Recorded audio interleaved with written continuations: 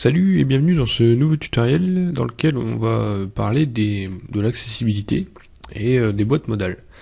Donc l'accessibilité, qu'est-ce que c'est déjà? C'est permettre à n'importe qui d'accéder, en tout cas dans le web, à votre site web comme n'importe qui d'autre, c'est-à-dire qu'il n'aura pas de difficulté à naviguer au sein de celui-ci. Donc un des exemples, c'est mettre un état différent quand on navigue sur un lien à la tabulation. Ça se fait assez simplement. Bon, ça c'est un exemple. Il y a beaucoup de règles. Aujourd'hui, on va voir ce qu'il faut faire autour des boîtes modales pour les rendre accessibles. Donc, vous avez certainement vu déjà des boîtes modales un peu partout.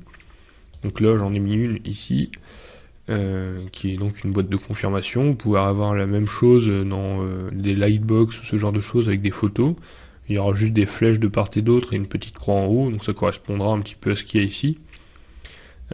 Ici j'ai juste un bouton de validation, un lien, enfin dans le code c'est un lien, donc voilà, je vais vous montrer le code ici, hop. Donc, je marche un petit peu à l'envers, mais vous allez voir qu'on s'y retrouve. Donc ici j'ai mis le lien annulé, hop, qui ferme la boîte, et tout autour il y a un aplat, donc overlay en anglais, que j'ai mis dans un span juste avant, et qui va donc créer ce petit masquage.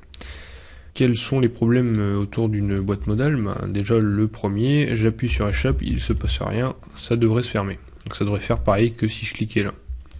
Ensuite, deuxième problème, je navigue à la tabulation, et là vous voyez que je me retrouve derrière l'aplat. Donc là je peux pas cliquer sur le lien, c'est vraiment derrière l'aplat.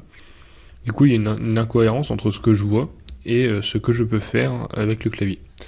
Donc il va falloir résoudre ça en contraignant la tabulation à se promener dans cette boîte là, quelle qu'elle soit. Encore une fois, si vous avez une lightbox ou je ne sais quoi, ça fonctionnera approximativement de la même façon. Donc c'est parti. Donc là tout ce style là je l'ai fait juste avant, il n'y a rien de bien compliqué, ça s'applique donc à peu près à n'importe quoi. Donc il faut savoir avant de commencer que la tabulation se promène que sur les éléments tabables, c'est-à-dire qu'on peut tabuler dessus. Les éléments tabables sont focusables, mais tous les éléments focusables ne sont pas forcément tabables. Alors qu'est-ce que c'est la différence? Là par exemple j'ai le focus sur cet élément. Encore là j'ai le focus sur l'élément, voilà, donc tout ça c'est tabable et focusable. Maintenant si je change ici sur ce lien par exemple, et que je rajoute, un attribut, hop, je mets un tab index égale -1, et bien là, donc le tabindex c'est une propriété qui permet de modifier l'ordre de tabulation. Et bien le -1, comme vous allez pouvoir le voir, ça indique qu'en gros cet élément n'est plus tabable. Il est simplement focusable. Donc, comme vous pouvez voir ici, hop, je peux avoir le focus dessus, mais il n'est pas tabable. Je ne peux pas l'atteindre avec la touche tabulation. Donc faudra bien faire attention à ce que vous trouverez sur internet, hein. C'est pas la même chose, et donc il faut bien le prendre en compte. Pour commencer et faire simple, on va déjà s'occuper de la partie appui sur échappe pour fermer la fenêtre. Donc on va en profiter pour voir comment fonctionnent les événements clavier. Donc voilà, donc là tout doux forcément puisque je n'ai rien fait avant. Donc on va partir sur body, donc body étant la balise qui englobe tout.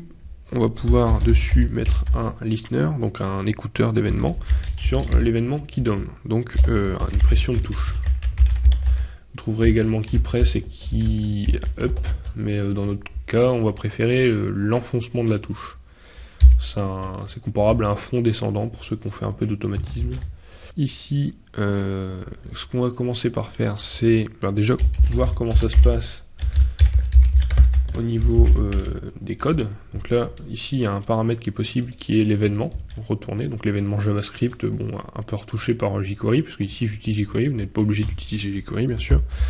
Et il y a un attribut qui s'appelle keyCode, donc le code de la touche.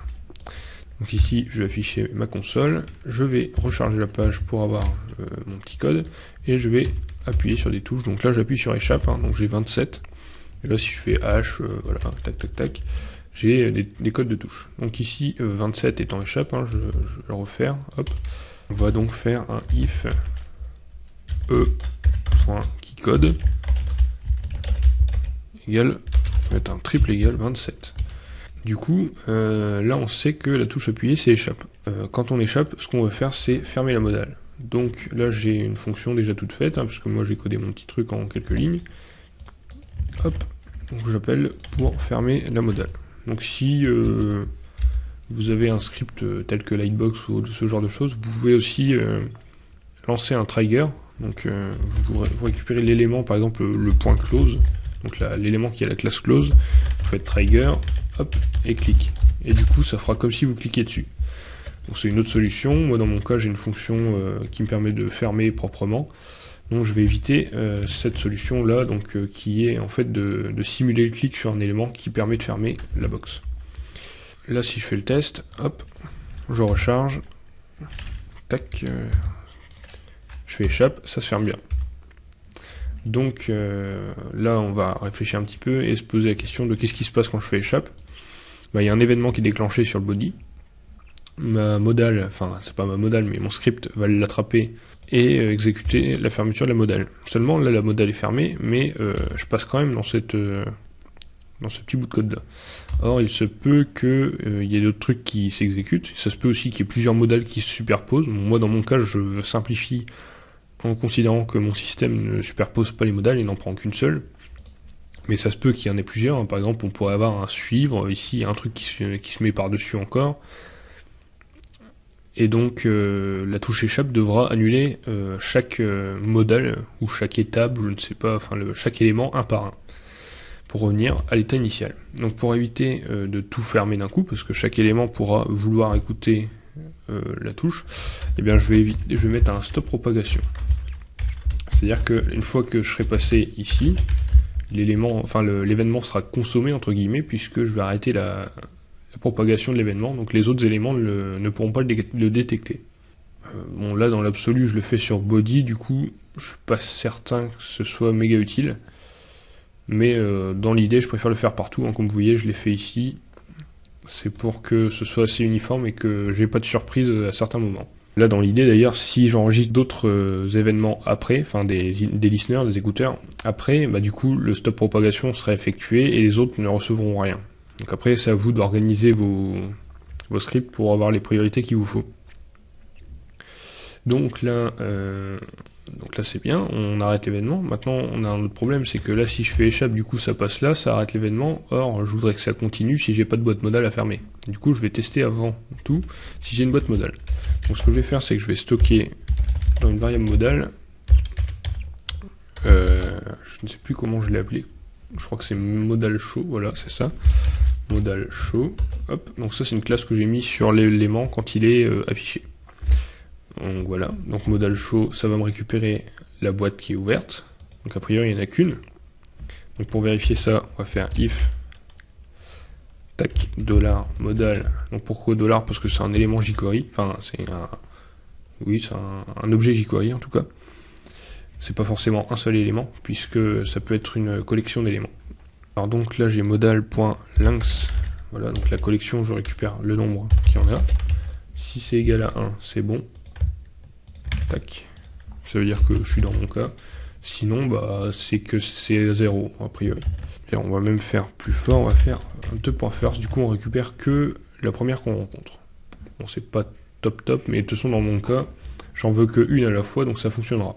Du coup, s'il n'y a rien d'ouvert, ça sera 0, la longueur de cette collection, et donc il passera pas là-dedans, et l'événement, enfin la touche échappe, continuera à diffuser son événement aux autres éléments. Alors une fois qu'on est là, hop, on va retester quand même, donc je vais recharger la page, hop, là il y a un problème de code, donc j'ai oublié une accolade, parfait, tac,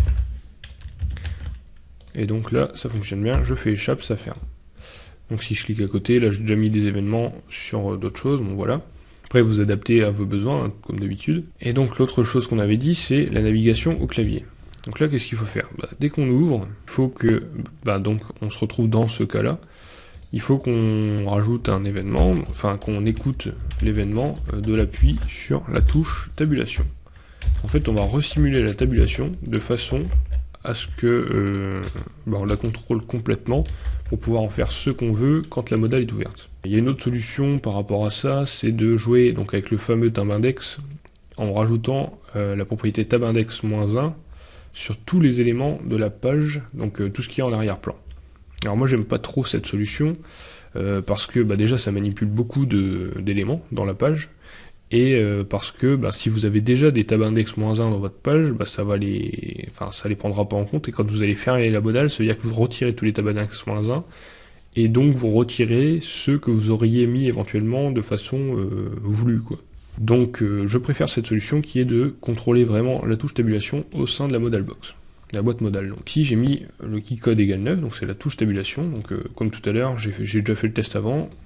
Ici j'ai la touche tabulation qui va donc être...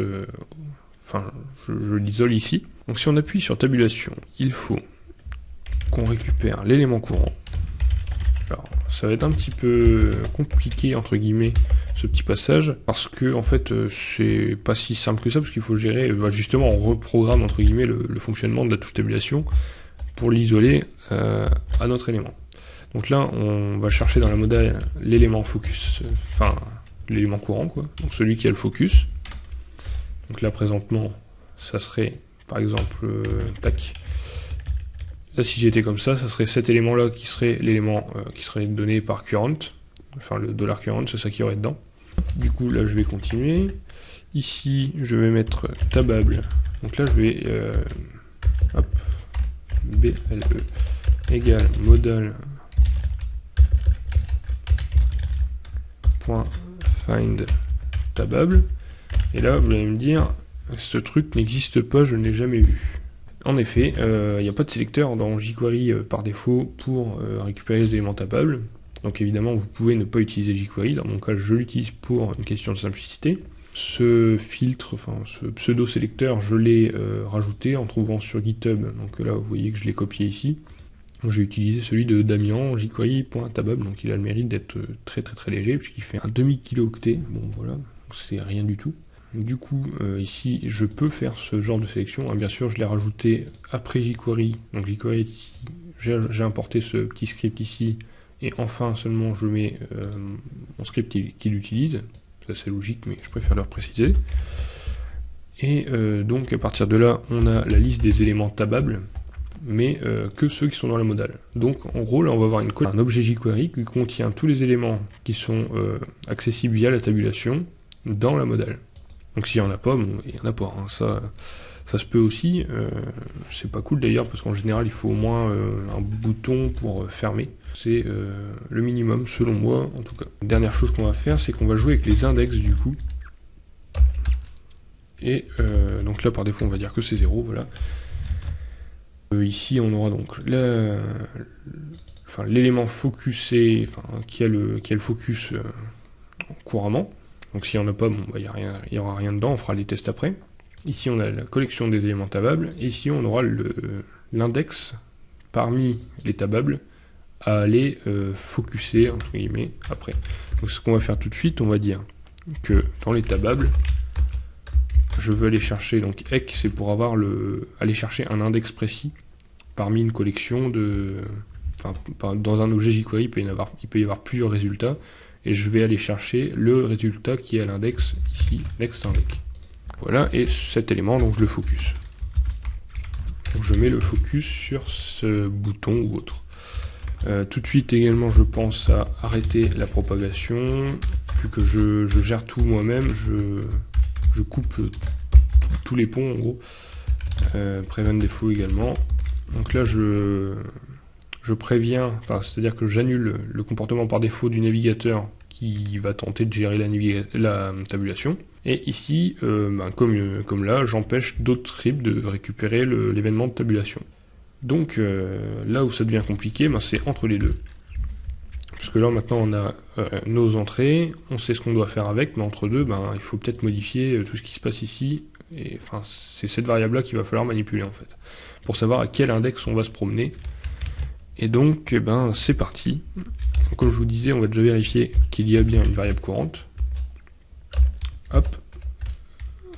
.length, j'ai oublié. Length, triple égal, donc ça c'est pour vérifier que c'est bien le même type. Et pas une string ou ce genre de choses, voilà. Tac. Ici, du coup, si on comprend bien ce qui se passe, si jamais il n'y a pas d'élément focusé dans la modal box, donc si je la ferme et je la rouvre, là il n'y a pas d'éléments qui ont le focus, donc on sera dans le cas où ça passe pas là-dedans. Du coup, ça veut dire que ici, ça sera l'élément 0 qui sera focusé. Seulement, il faut penser à une chose, c'est que on peut aussi naviguer non pas à la tabulation simple, mais aussi avec Shift ou Maj pour remonter dans la tabulation entre guillemets. Du coup, à ce moment-là, on ne voudra pas le 0, mais on va vouloir le nombre d'éléments point lynx moins 1, c'est-à-dire le dernier élément. Le dernier élément tabable, pardon. Ici, ce qu'on va faire, c'est qu'on va tester e.shift key. Donc, ça, c'est je l'invente pas, hein, c'est pareil, c'est jQuery qui le rajoute, ou peut-être même JavaScript natif, je ne saurais dire exactement. Mais en tout cas, jQuery, c'est sûr, normalise cette propriété, tout comme le keycode. Il n'y a pas besoin d'utiliser le which, là, pour ceux qui connaissent, il n'y a pas besoin d'utiliser ce code-là, juste keycode, ça suffit. Pareil avec shift key, qui dit, en gros c'est un booléen, est-ce que la touche de shift était enfoncée au moment où on a détecté l'appui sur la touche tabulation dans notre cas. Donc si la touche est enfoncée, je remonte, donc je prends le dernier, puisque a priori j'en ai pas sélectionné, donc je remonte, tac tac tac, je reviens, là dans le dernier ça sera annulé d'ailleurs. Sinon, si la touche n'est pas activée, je vais chercher le premier élément. Donc là, si vous vous souvenez, le premier élément c'est celui-là. J'avais mis un tab index-1, mais c'était temporaire dans cette fenêtre-là. Donc il ira chercher ce lien-là. Donc là, on peut déjà tester. Donc, je vais recharger la page. Et normalement, si je fais tab, voilà, donc déjà ça fonctionne pas. C'est parce que là, j'ai mis un S, alors qu'il n'y en a pas, parce que là, c'est vraiment le pseudo-sélecteur. Donc là, si je retente, hop, donc là, j'ai bien mon alert tab. Donc là, je l'ai mis pour faire un petit test. Tac. Et voilà. Donc là, vous voyez que j'ai bien le premier. Et si je fais Shift, hop, j'arrive bien au dernier. Enfin, là, je fais Shift tab. Si je fais Shift, tab tout seul, j'arrive au premier. Donc ça fonctionne. Donc là, il reste toute la navigation entre-temps à gérer. Cette navigation-là, donc on va refaire une variable. Donc là, je vais récupérer l'index current. Donc current index. Ça va être tabable.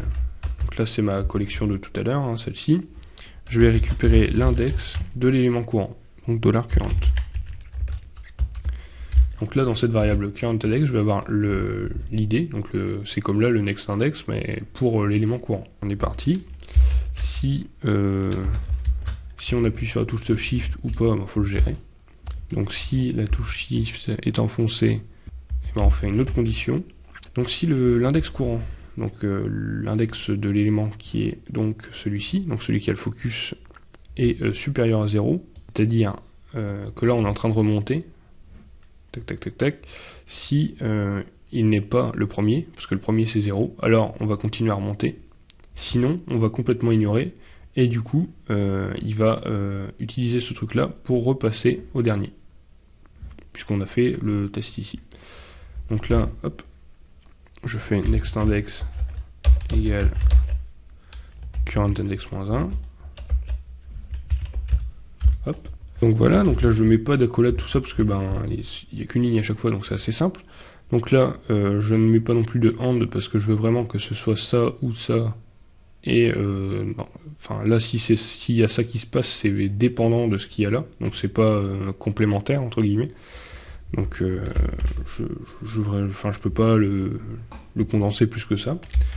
Ici je vais continuer, donc dans le cas où je n'ai pas le shift appuyé, donc le comportement le plus courant, et bien ce sera d'avoir le current index plus 1 qui ne soit pas le dernier. Qui ne soit pas le dernier, donc en fait pour avoir le dernier, on fait tabable, hop, la collection.lynx. Du coup, si lui il a l'index du dernier, je lui rajoute un.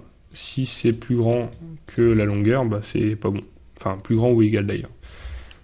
Ça veut dire qu'on est sur le dernier et qu'il faut remonter. Du coup, s'il faut remonter, on chante ce code-là, donc comme là, et du coup, on va faire le comportement qu'on avait déjà codé au préalable. Sinon, on va incrémenter de 1, tout simplement, l'index. Et du coup, on arrive au code final, si je ne me trompe pas. hop, on va recharger la page, et donc là vous voyez que ça ne fonctionne pas. Je vais peut-être un petit peu abuser sur les accolades, on va quand même en mettre un petit peu, parce que ça se peut que ça crée des problèmes. J'ai tendance à ne pas en mettre, mais du coup ça crée quelquefois des soucis. Donc on est parti, hop. Voilà, là ça fonctionne. Bah donc on est bon, hop, si j'ouvre, je fais tabulation, j'arrive bien sur le premier, le deuxième, le troisième, et là on est à la fin, et hop, ça remonte au premier. Si je fais Shift, ça refait l'inverse. Hop, et toujours pareil, la touche échappe qui ferme la boîte modale. Du coup, ben voilà, vous avez ici le code donc, que je mettrai en pièce jointe du tutoriel sur le site de Graphicart. Et vous pourrez retrouver ce petit bout de code, donc vous pouvez l'adapter à peu près à toutes les boîtes modales. Il faudra juste changer ici le conteneur, entre guillemets. Et tout ça pourra s'appliquer de façon assez simple. Donc sur ce, j'espère que vous aurez saisi l'intérêt de rendre votre site accessible, en tout cas pour les boîtes modales. Et je vous donne rendez-vous sur le channel IRC Graphicart sur Freenode, et à un prochain tutoriel.